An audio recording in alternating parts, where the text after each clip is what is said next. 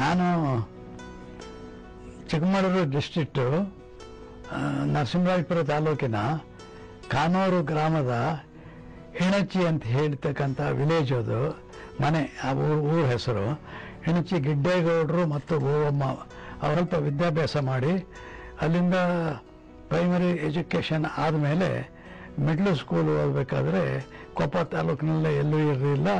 ಆಮೇಲೆ ನಾನು ಸಣ್ಣಕೆರೆ ಸುಬ್ಬೇಗೌಡರು ಮನೆಯಲ್ಲಿ ಇದ್ದು ಅಲ್ಲಿಂದ 2 ಕಿಲೋಮೀಟ್ರ್ ನಡ್ಕೊಂಡು ಬಂದು ಅಲ್ಲಿ ಇದ್ದೆ. ಅಲ್ಲೇ ಒಂದು ಮಿಡ್ಲ್ ಸ್ಕೂಲ್ ಕಂಪ್ಲೀಟ್ ಆಗೋವರೆಗೂ ಅಲ್ಲಿ ವಿದ್ಯಾಭ್ಯಾಸ ವಹಿಸಿದೆ.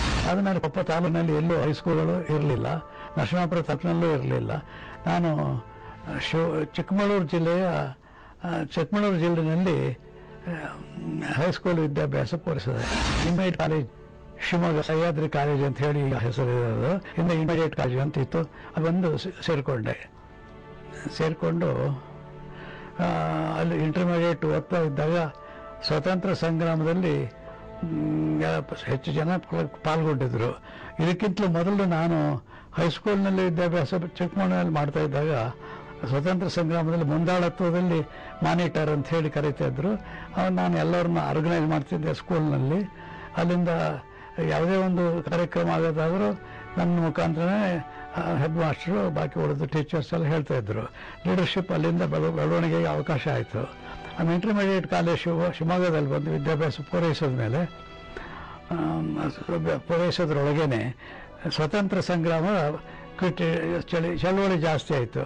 ಮತ್ತು ನಾನು ಸಕ್ರಿಯವಾಗಿ ಸ್ವಾತಂತ್ರ್ಯ ಸಂಗ್ರಾಮದಲ್ಲಿ ಭಾಗವಹಿಸಿದೆ. ಕಡದಾಳ್ ಮಂಜಪ್ಪನವರು ಶಿವಮೊಗ್ಗದಲ್ಲಿ ಲಾಯರ್ ಆಗಿ ಕೆಲಸ ಮಾಡ್ತಾಯಿದ್ರು. ಅವರು ಗಾಂಧಿವಾದಿಗಳು. ಮತ್ತು ಅವರು ಸಂಪರ್ಕ ಮಾಡ್ಕೊಂಡು ಸ್ವಾತಂತ್ರ್ಯ ಸಂಗ್ರಾಮದಲ್ಲಿ ಭಾಗವಹಿಸಿ ನಡೀತಾ ಇತ್ತು. ಆಮೇಲೆ ಸ್ವಾತಂತ್ರ್ಯ ಸಂಗ್ರಾಮದಲ್ಲಿ ಭಾಗವಹಿಸಿ ಲೀಡರ್ಶಿಪ್ ವಹಿಸ್ಕೊಂಡು ಕೊಪ್ಪ ನರಸಿಂಹರಾಜಪುರ ಶೃಂಗೇರಿನಲ್ಲೆಲ್ಲ ಲೀಡರ್ಶಿಪ್ನಲ್ಲಿ ಹೆಚ್ಚು ಜನನ ಸೇರಿಸೋದು, ಹಳ್ಳಿ ಹೋಗಿ ಪ್ರಚಾರ ಮಾಡೋದು, ಇದನ್ನೆಲ್ಲ ನನ್ನ ಸ್ನೇಹಿತರ ಜೊತೆಯಲ್ಲಿ ನನ್ನ ಹಾಗೆ ಕೆಲಸ ಮಾಡ್ತಕ್ಕಂಥ ಒಂದು 5-6 ಜನ ಇದ್ದರು. ಅವ್ರ ಜೊತೆನೆಲ್ಲ ಹಳ್ಳಿಗಳಲ್ಲಿ ಹೋಗಿ ಪ್ರಚಾರ ಮಾಡಿ ಯಾತಕ್ಕೆ ಸ್ವಾತಂತ್ರ್ಯ ಯಾತಕ್ಕೆ ಗಳಿಸ್ಬೇಕು, ಏನಾಗಿದ್ದೀವಿ ನಾವು ಅನ್ನೋದ್ರ ಬಗ್ಗೆಲ್ಲ ಮಾಹಿತಿ ಕೊಟ್ಟು ಎಲ್ಲ ಕೊಪ್ಪ ಟೌನ್ನಲ್ಲಿ ಸೇರಿಸ್ತಾ ಇದ್ವು. ಕೊಪ್ಪ ಟೌನ್ನಲ್ಲಿ ಎಫೆಕ್ಟಿವ್ ಆಗಿ ಸ್ವಾತಂತ್ರ್ಯ ಸಂಗ್ರಾಮದಲ್ಲಿ ಭಾಗವಹಿಸ್ತಕ್ಕಂಥ ಜನ ಹೆಚ್ಚಿಗೆ ಬರ್ತಾಯಿದ್ರು. ಆಮೇಲೆ 1947-15ರಲ್ಲಿ ಸ್ವಾತಂತ್ರ್ಯ ಸಂಗ್ರಾಮ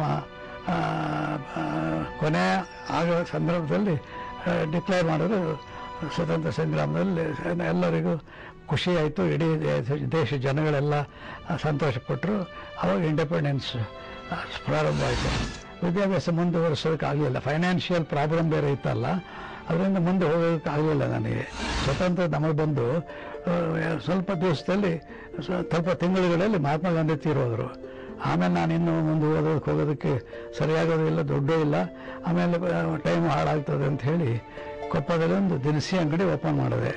ಕೋಣೆಗದ್ದೆ ಪುಟ್ಟೇಗೌಡರು ಅಂಥೇಳಿ ಅವರು ಲಾಸ್ನಲ್ಲಿದ್ದರು. ಫರ್ನಿಚರ್ ಎಲ್ಲ ಇತ್ತು, ತೂಕ ಕಲ್ಲು ಎಲ್ಲ ಇಟ್ಕೊಂಡಿದ್ರು. ಆಮೇಲೆ ನಾನು ಅವ್ರನ್ನ ಕೇಳಿದೆ, ನೀವು ಅಂಗಡಿ ವಹಿಸ್ತೀರಿ ಅಂತ ಹೇಳ್ತಾರಂತಲ್ಲ, ನೀವು ಹಾಗಾದರೆ ಆ ಅಂಗಡಿ ವಹಿಸ್ಕೊಡೋದಾದರೆ ನನಗೆ ಕೊಡಿ, ನಾನು ಅದನ್ನು ನಡೆಸ್ಕೊಳ್ತಾ ಹೋಗ್ತೀನಿ ಅಂತಂದೆ. ಅವ್ರಿಗೂ ಕಾಯ್ತಾ ಇದ್ರು. ಆಮೇಲೆ ನನಗೂ ಅವಶ್ಯಕತೆ ಇತ್ತು. ಆಮೇಲೆ ವಹಿಸಿದಾಗ ಅದು ಅಲ್ಲೇ ಹಳೆ ಕಲ್ಲುಗಳು, ತಕ್ಕಡಿ, ಅವಾಗೆಲ್ಲ ತಕ್ಕಡಿಗಳೆಲ್ಲ ಆ ಕಡೆ ಈ ಕಡೆ ಹಿರಿಸಿ ಎತ್ತಂಥದ್ದು ಕಲ್ಲು ಹಾಕಿ, ಮತ್ತು ಏನು ಸಾಮಾನು ಕೊಡ್ತೀವಿ ಅದನ್ನು ಹಾಕಂತ ಒಂದು ತಕ್ಕಡಿ ಆವಾಗಿದ್ದದ್ದು. ವ್ಯಾಪಾರ ಸ್ಟಾರ್ಟ್ ಮಾಡಿದೆ. ವ್ಯಾಪಾರ ಒಳ್ಳೆ ಚೆನ್ನಾಗಿ ನಡೀತು, ಚೆನ್ನಾಗಿ ಬಿಸ್ನೆಸ್ಸು ಆಯಿತು. ನನ್ನ ಲೈಫ್ ಬದಲಾವಣೆ ಆಗಿರೋದು ಅಲ್ಲಿಂದನೇ. ನನ್ನ ಕಿರಾಣಿ ಅಂಗಡಿಯಿಂದ ಚೆನ್ನಾಗಿ ನಡೀತು. ಆಮೇಲೆ ನಾನು ವಿದ್ಯಾಭ್ಯಾಸಕ್ಕೆ ಹೋಗೋಕ್ಕಲ್ಲ ಯಾವಾಗ ಜೂನಿಯರು ಸೀನಿಯರ್ ಇಂಟರ್ಮೀಡಿಯೇಟ್ ಅಂತ ಇದ್ದದ್ದು. PU ಕಾಲೇಜ್ ಇರಲಿಲ್ಲ. ಆಮೇಲೆ ಹೋಗಲಿಲ್ಲ ನಾನು. ಅಲ್ಲಿ ಕಿರಾಣಿ ಅಂಗಡಿನಲ್ಲಿ ವ್ಯಾಪಾರ ಚೆನ್ನಾಗಿ ನಡೀತಾ ಇತ್ತು. ಒಂದು 2 ವರ್ಷ.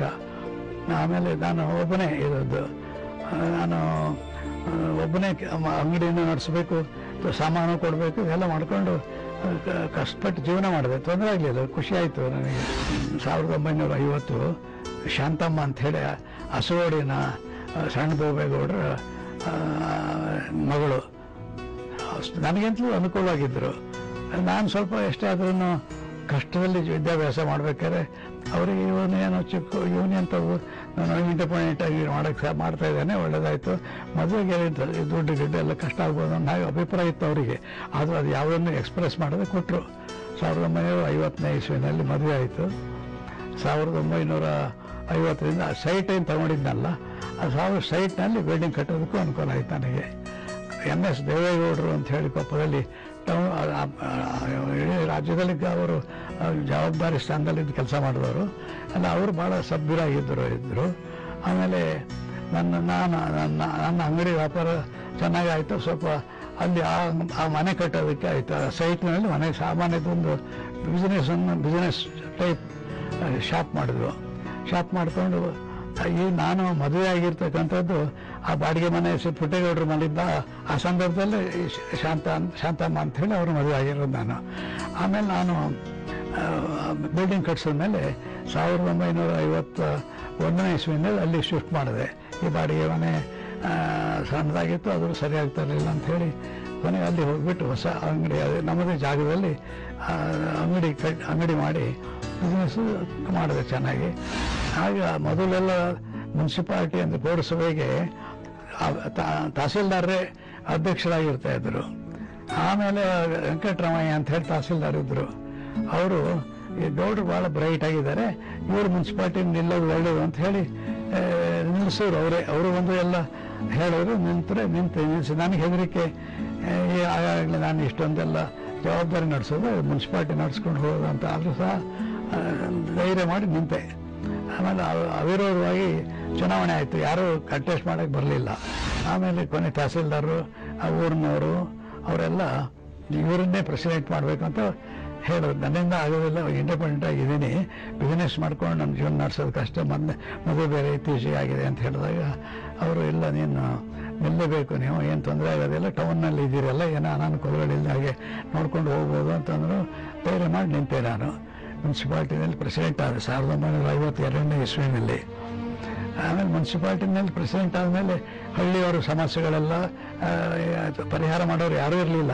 ಲೀಡರ್ಶಿಪ್ನಲ್ಲೆಲ್ಲ ಅವ್ರ ಬಿಸ್ನೆಸ್ಸು ಅವ್ರು ಮಾಡಿಕೊಂಡು ಇಂಡಿಪೆಂಡೆಂಟ್ ಆಗಿ ಇದ್ದರು. ಆಮೇಲೆ ಕೊನೆ ನಾನು ದಯವಾಗಿ ನಿಂತೆ. ಹಳ್ಳಿಯವರ ಸಮಸ್ಯೆಗಳಿರೋದು ತಾಲೂಕು ಆಫೀಸು, ಪೊಲೀಸ್ ಸ್ಟೇಷನು, ಅಲ್ಲೆಲ್ಲ ಏನಾದ್ರು ಸಮಸ್ಯೆಗಳು ಬಂದರೆ ಹೇಳ್ತಾಯಿದ್ರು. ನಾನು ಅವಾಗೆಲ್ಲ ಫೋನ್ಗೇನು ಇರ್ತಿರಲಿಲ್ಲ, ಮತ್ತೊಂದು ಬರೆದು ಕಳಿಸಿ ಕೆಲಸ ಮಾಡಿಕೊಡ್ತಾ ಇರ್ತಿದ್ದೆ. ವಿಲೇಜರ್ಸ್ ಕಾಂಟ್ಯಾಕ್ಟು ಆಯಿತು ನನಗೆ ಚೆನ್ನಾಗಿ, ಬಿಸ್ನೆಸ್ಸು ಇಂಪ್ರೂವ್ ಆಯಿತು. ಜೊತೆಯಲ್ಲಿ ನಾನು ಪಾಪ್ಯುಲರ್ ಆಗೋದಕ್ಕೂ ಒಂದು ಅನುಕೂಲ ಆಯಿತು. ಆಮೇಲೆ ಸ್ವಲ್ಪ ದಿವಸ ಆದಮೇಲೆ 1952ರಿಂದ 60ನೇ ಇಸ್ವಿವರೆಗೂ ಮುನ್ಸಿಪಲ್ ಪ್ರೆಸಿಡೆಂಟ್ ಆಗಿದ್ದೆ. 2 ಟರ್ಮ್ನಲ್ಲಿ ನಾನು ಅನ್ಕಾಂಟೆಸ್ಟ್ ಆಗಿ ಮೆಂಬರ್ ಆಗಿ, ಆಮೇಲೆ ಪ್ರೆಸಿಡೆಂಟ್ ಕಾಂಟೆಸ್ಟನ್ನು ಇಲ್ಲದೇ ಅದೇ ಜನಗಳ ವಿಶ್ವಾಸದಿಂದ ಒಳ್ಳೆ ಕೆಲಸ ಮಾಡೋದಕ್ಕೆ ಅವಕಾಶ ಆಯಿತು.